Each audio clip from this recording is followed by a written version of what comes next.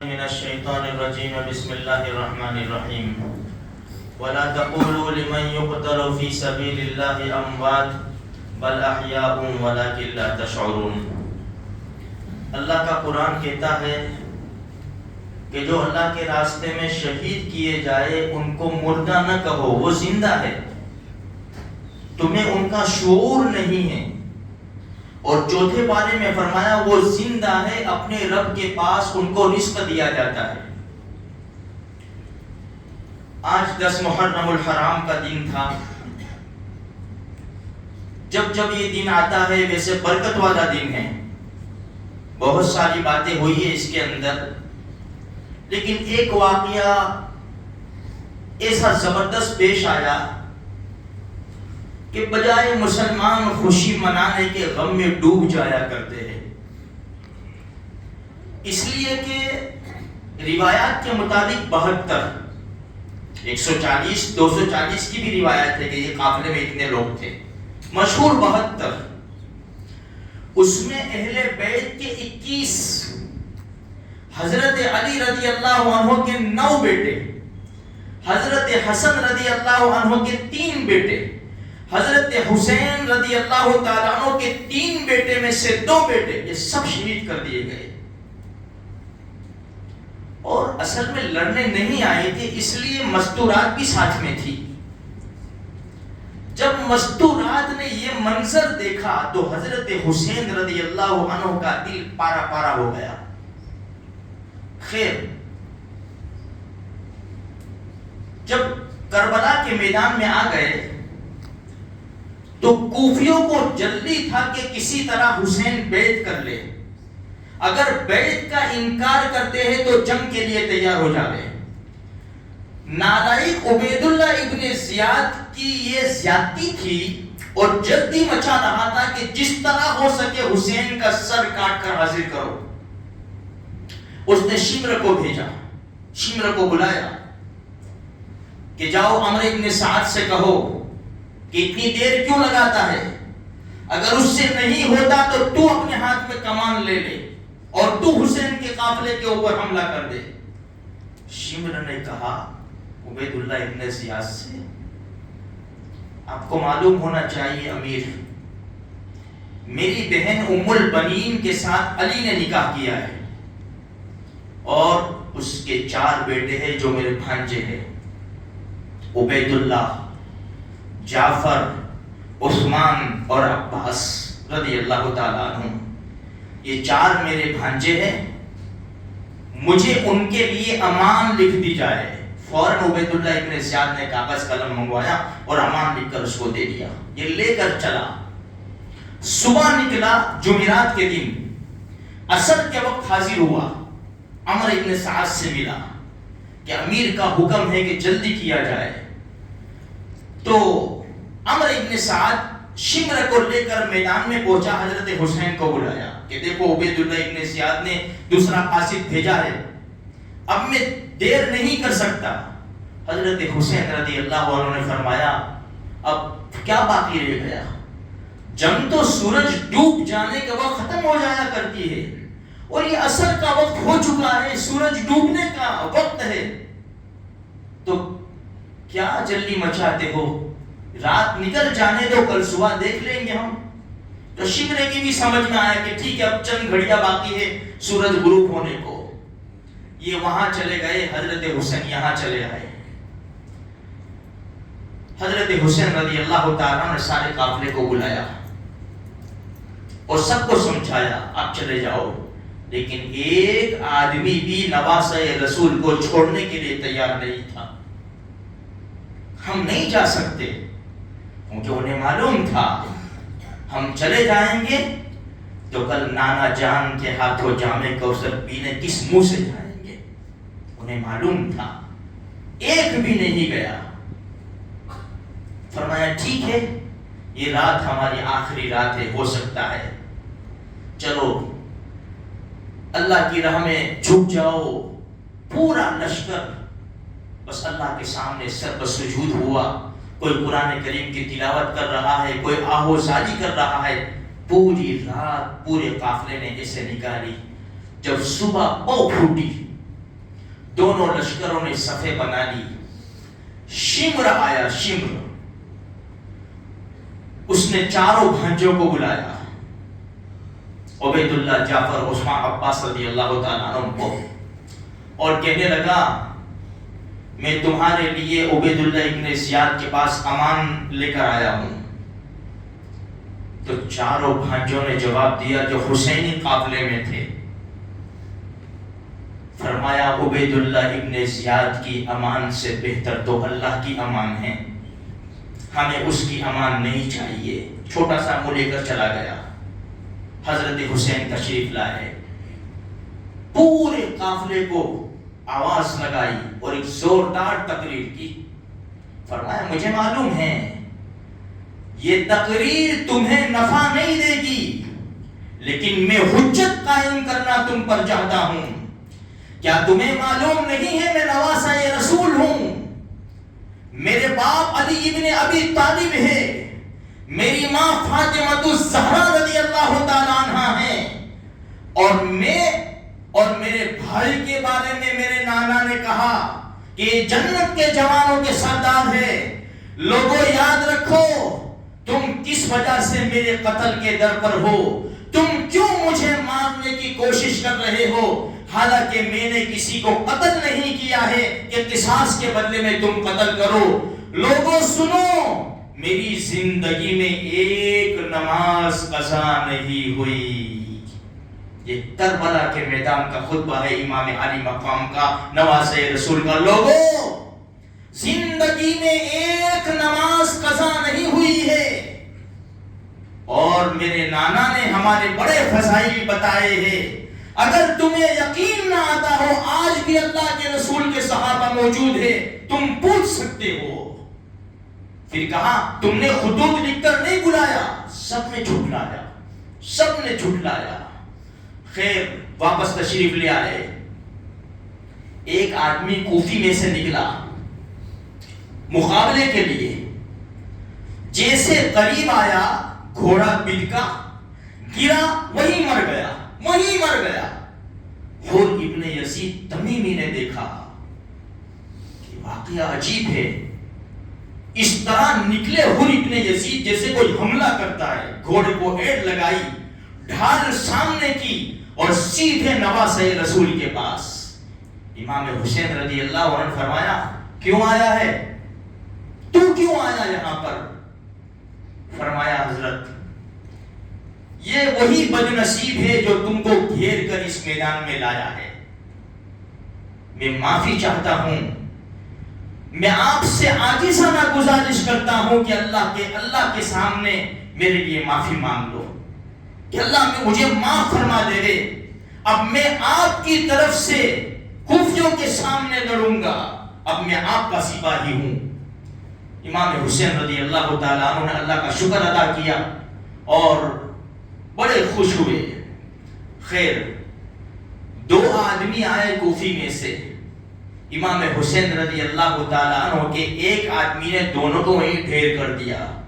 یہ گنے چنے لوگ تھے اور وہ لشکر جرار تھا، پوری تیاری کے ساتھ آئے تھے. ان کی شان تھی، ان کا دبدبا تھا، ان کا روب تھا، ان کی سلطنت تھی. ہر قسم کے ہتھیار ان کے پاس تھے جو اس زمانے میں چلتے تھے. جب ایک دو آتے مارے جاتے تو انہوں نے حملہ شروع کیا. امام حسین کا ایک ایک آدمی ایک ایک سب پر لگ گیا اور اس انداز سے تلوار چلائی کہ صفوں کو کچھ دیر کے لیے تتر بتر کر دیا. لیکن ایک آدمی کہاں تک لڑتا، چلتا گیا اور بہت سارے آدمی شہید ہو گئے. جتنے بھی امام حسین رضی اللہ عنہ کے ساتھی تھے سب نے ابی طالب کو روکا، تم نہیں جائیں گے جب تک ہماری جسم کے اندر جان ہے، ہم جائیں گے. جب یہ ختم ہوئے آل ابی طالب چلے. امام حسین رضی اللہ عنہ کے اولاد کو، بھتیجوں کو روکا کہ تم نہیں جا سکتے جب تک ہم ہیں. جب وہ بھی ختم ہوئے پھر امام حسین رضی اللہ تعالیٰ عنہ کے بھتیجے اور بھانجے جانا شروع ہوئے. میرے بھائی ہر ایک انسان شیر ببر کی طرح لڑتا, صفوں کو چیرتا ہوا دشمنوں کے پرخچے اڑا دیتا, گردنیں کٹ کٹ کر گر رہی تھی, خون کے فوارے چھوٹ رہے تھے, تلواروں کی سنسناہٹ, تیروں کی ہنہناہٹ, گھوڑوں کی ہنہناہٹ اور تیروں کی آوازوں سے میدان گونج رہا تھا. یہاں تک کہ آہستہ آہستہ سب کے سب شہید کر دیے گئے. چھوٹا سا بچہ بچا ہوا تھا جو امام حسین نے پیار کرنے کے لیے بلایا تھا, علی اصغر جن کو کہا جاتا ہے. کیا خدا کی تقدیر ہے اور حکمت ہے اور مصلحت ہے. ان کے مقدر میں بھی شہادت تھی. ایک تیر آیا, دشمن کا تیر آیا اور سیدھا نشانے کے اوپر دائیں بائیں چلا جاتا, حضرت حسین کو لگ جاتا, سیدھا نشانے پر آیا اور حلق میں پیوست ہو گیا. معصوم کو بھی وہیں سلا دیا. امام علی مقام تیار ہوئے. ایک ہی ہستی بچی ہوئی تھی, زین العابدین, اور ان کی بہن ام کلثوم نے رونا شروع کیا. واپس آئے, خبردار دشمن کی ہمتیں بڑھ جائے گی, مت رو, کل من بھر کر رو لینا لیکن آج مت رو. ساری نصیحتیں بھی کی کہ لوہا مت کرنا, کپڑے مت پھاڑنا, گریبان کو چاک مت کرنا. خیر جب امام علی مقام تشریف لے گئے, کوفی دیکھنے والا یہاں سے کوئی نہیں تھا, خود عمرو ابن سعد اور شمر کی زبانی. جب امام حسین کی تلوار چل رہی تھی اور کوفی لشکر کٹ کٹ کر گر رہا تھا اور صفیں چیر کر آگے بڑھ رہے تھے, تو شمر نے عمرو ابن سعد سے کہا, یہ سب بہادر کبھی دیکھا ہے لڑتے ہوئے اپنی زندگی میں؟ کیا دیکھتے ہو؟ جس کی پرورش نبی کے گود میں ہوئی ہو, جس کو نبی نے چوما چھاٹا ہو, جس کو نبی نے سینے سے لگایا ہو. نبی جب نماز میں ہوتے تھے کمر پر چڑھ جاتے تھے, سجدہ لمبا ہو جاتا تھا, سونگتے, اللہ کے رسول سونگتے, ہما ریحانتا من الدنیا, یہ میری دنیا کی خوشبو ہے, یہ میرے بیٹے ہیں, میری بیٹی کے بیٹے ہیں. اے اللہ میں ان سے محبت کرتا ہوں, تو بھی ان سے محبت فرما, اور جو ان سے محبت کرے تو ان سے بھی محبت فرما. سب ڈر رہے تھے, کوفی لشکر بھاگ رہے تھے, کسی کی ہمت نہیں تھی نواسہ رسول کے سامنے. میں آج یہ کہنا چاہتا ہوں, امام حسین کا دم بھرنے والوں, پہلے تو تمہاری نمازوں کا مسئلہ آ جاتا ہے, کیا تم دشمن کے سامنے آ کر اس کو للکارو گے یا اس کی للکار کا جواب دو گے؟ پہلے تو اپنے ایمان کو مضبوط کرو, اپنے یقین کو مضبوط کرو, پھر دشمن تمہارے مقابلے میں نہیں آ سکتا. ورنہ آج حالات ہمارے سامنے ہیں, ہماری نمازوں پہ نمازیں چھوٹ رہی ہے, حلال حرام کی تمیز نہیں ہے, قرآن کو ہم نے چھوڑا ہے, نواسہ رسول کے طریقوں کو ہم نے چھوڑا ہے. صرف ہماری زبان کے اوپر 10 دن نام رہتا ہے, پھر پورا سال ہم نسیم منسیہ, ہم بھول جاتے ہیں کہ کون نواسہ رسول, کیا کربلا کا میدان اور کتنا پانی بن رہا, اور جو کون شہید کر دیا گیا. آج یہ ہمارے حالات ہے. کسی کی ہمت نہیں تھی, لیکن شمر نے اشارہ کیا, سب مل کر حملہ کرو. تیروں سے, تلواروں سے, نیزوں سے حملے کیے گئے, پھر بھی وہ قابو میں نہیں آ رہے تھے. شمر نے 6 آدمی کو تیار کیا. 6 آدمی نے زوردار حملہ کیا. ایک منحوس نے ایک وار کیا, بایاں ہاتھ پورا کٹ کر گر گیا. امام حسین رضی اللہ تعالیٰ عنہ نے تلوار سے, دانے ہاتھ سے اس کا وار کا جواب دینا چاہا, لیکن یہ ہاتھ بھی اتنا زخمی ہو گیا تھا, اس لیے کہ کتابوں میں لکھا ہے کہ 45 زخم تیر کے تھے. دوسری روایت یہ ہے کہ 33 زخم نیزے کے تھے, 35 تلواروں کے تھے اور تیروں کے زخم الگ تھے۔ اس حالت کے اندر بھی یہ اللہ کے رسول نے جن کو شیر کہا، یہ انہی کا بچہ تھا، میدان میں اس حالت میں بھی ڈٹا ہوا، لیکن ان نالائقوں نے چاروں طرف سے حملہ کیا۔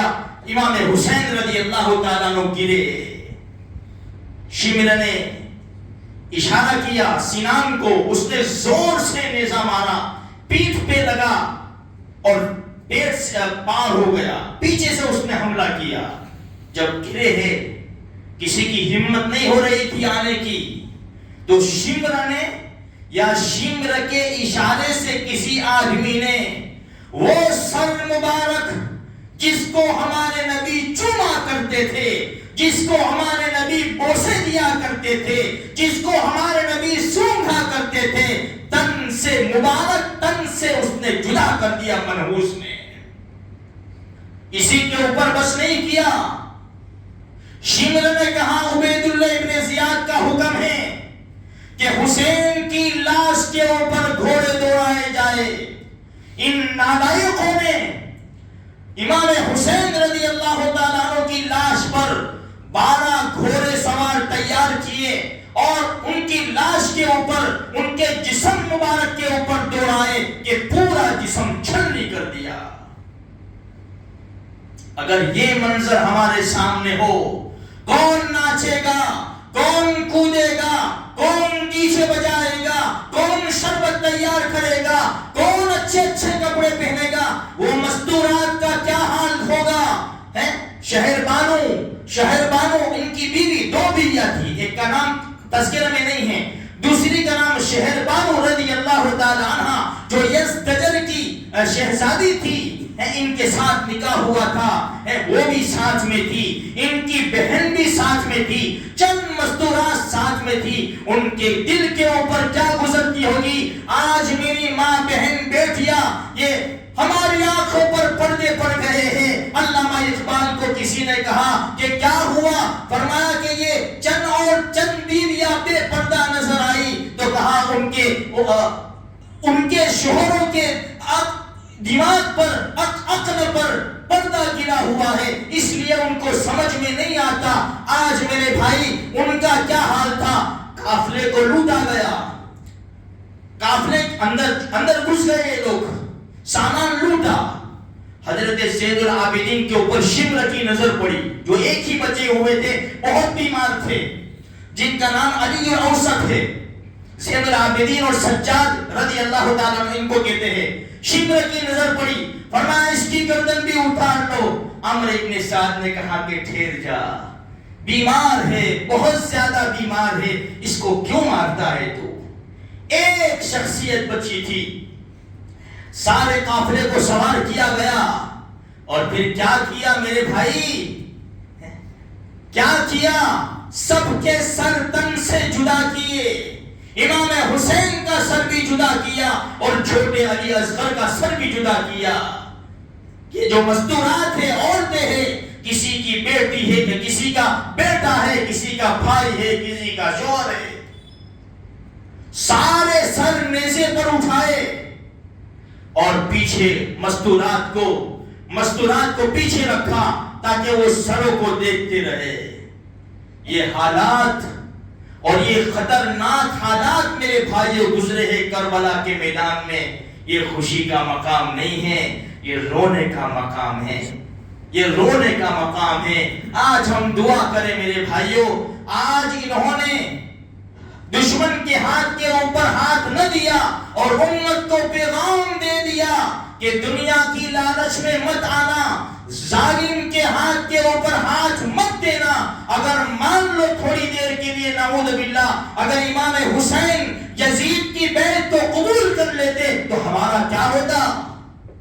ہم یہ جو بول رہے ہیں اللہ کی قسم وہ بول بھی نہیں سکتے تھے، ہماری زبان کے اوپر حق نہ آتا، ہمارے سینوں میں حق کے فیصلے نہ ہوتے۔ یہ ان کا کرم ہے، ان کا احسان ہے۔ اللہ تبارک و تعالیٰ نے ایسی ہستیاں پیدا کی کہ ایمان اور اسلام بچانے کے لیے اتنی بڑی بڑی قربانیاں دی کہ آج ہزاروں کلومیٹر دور یاقوت پورا کی بستی میں ہم مسلمان بیٹھے ہیں اور اہل بیت کا اور آل رسول کا تذکرہ کر رہے ہیں۔ میرے بھائیوں احسان مانو، اب کیا ہے ان سے محبت؟ بھول مت جانا، کل بھول مت جانا کہ کون تھے امام حسین اور کون کربلا کا واقعہ، پوری زندگی یاد رکھنا ہے۔ دیکھو ایک بات ایک کہہ دوں، انہوں نے نماز نہیں چھوڑی۔ کتابوں میں یہ بھی لکھا ہے کہ ظہر کا وقت آیا، معاف کرنا، ظہر کا وقت آیا، امام حسین نے کہا دشمنوں سے کہو کہ چلو ہمارے ساتھ نماز پڑھ لے دے۔ آواز آئی کہ تمہارے پیچھے نماز نہیں ہوتی۔ آج بھی یہ چل رہا ہے 1400 سال پہلے کی بات، تمہارے پیچھے نماز نہیں ہوتی۔ آہا، جس کے صدقے میں نماز ملی ہے اس کے پیچھے نماز نہیں ہوتی۔ ٹھیک ہے ہم نماز پڑھیں گے، ظالم کہہ رہا ہے ہم نماز میں بھی جنگ کریں گے۔ امام حسین نے فرمایا نماز تو ہوگی، اس لیے کہ میرے نانا جان نے فرمایا قرۃ عینی فی الصلاۃ، میری آنکھوں کی ٹھنڈک نماز میں ہے، نماز ہوگی۔ فرمایا آدھے صف لگاؤ اور آدھے دشمن سے مقابلہ کرو۔ کربلا کے میدان میں یہ ایسی نماز دنیا نے نہیں دیکھی ہوگی۔ کسی کا بازو نہیں ہے، کسی کے جسم سے خون کے فوارے ہیں، کسی کو کہاں کہاں چوٹ لگی ہے۔ اللہ اکبر، نقش توحید کا ہر دل پہ بٹھایا ہم نے، زیر خنجر بھی یہ پیغام سنایا ہم نے۔ آ گیا عین لڑائی میں اگر وقت نماز، قبلہ روحوں کے زمین بوس ہوئی قوم حجاز، ایک ہی صف میں کھڑے ہو گئے محمود و ایاز، نہ کوئی بندہ رہا نہ کوئی بندہ نواز، نہ مسجد میں نہ مندر میں نہ بیت اللہ کی دیواروں کے سائے میں، نماز عشق ادا ہوتی ہے تلواروں کے سائے میں۔ میرے بھائی نماز نہیں چھوڑی۔ امام حسین کا دم بھرنے والوں اپنے سینوں میں یہ بات جما لو کہ امام عالی مقام نے نماز نہیں چھوڑی، نماز ہوئی اور اس کے بعد شہادتیں ہوئی۔ بس اللہ تبارک و تعالیٰ سے میں دعا کرتا ہوں، وقت بھی تھوڑا سا زیادہ ہو گیا ہے، اللہ ہمارے اس وقت کو امام حسین رضی اللہ تعالیٰ عنہ کی یاد میں جو گیا ہے، ان کی باتوں میں گیا ہے، اللہ قبول فرما لے دے، اور اس کی برکت سے فلسطین کے مظلوم مسلمان جو بڑی بڑی قربانیاں دے رہے ہیں مسجد اقصیٰ کے لیے، اللہ ان کی بھی قربانیوں کو قبول فرما لے، مسجد اقصیٰ کو آزاد اور آباد فرما لے، اور اللہ تبارک و تعالیٰ ہم کو ایمان کے اوپر زندہ رکھے اور ایمان اسلام کے اوپر موت نصیب فرما دے، اور ہم سب کو سچے عاشق حسین اللہ تبارک و تعالیٰ بنائے۔ کئی سنی بات اللہ پاک قبول فرما دے اور ہمارے حق میں خیر کے فیصلے فرما دے۔